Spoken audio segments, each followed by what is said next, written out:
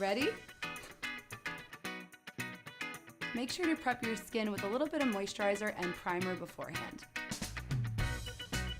Even out your skin tone with a foundation that suits your skin tone, and just use a brush that works for you or a sponge. Feel free to use a sponge for your concealer or your ring finger to press it in underneath your eyes. Go in right away with your powder to set everything so that your makeup lasts all day long. When applying your bronzer, apply it in a 3 shape to get the most natural effect, starting at the forehead line, going down the slopes of the cheeks, and also down the jawline. For a daytime look, feel free to use a tinted eyebrow gel to get you out the door quickly.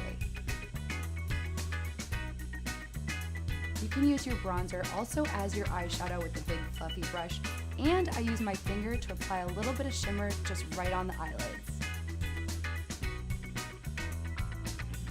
When applying your mascara, start at the base of your lash, go side to side, and pull through for the most volume and length. Feel free to use your lipstick color also as your cheek color, and you'll be good to go.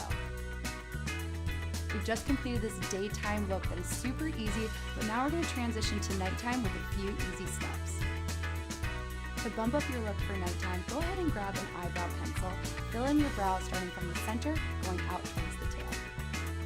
Choose your favorite eye pencil, go ahead and smudge it along your upper lash line, take a small brush and blend it out, and it's going to be good to go. The first step when applying false lashes is rolling out the lashes out of the casing. Go ahead and just simply trim from the outside. One of my favorite tips applying false lashes is looking down into a mirror, using tweezers, focusing on the center first, and then placing down the corners. Finish your look with a new pair of earrings, toss your hair up, and you're ready for a night out on the town.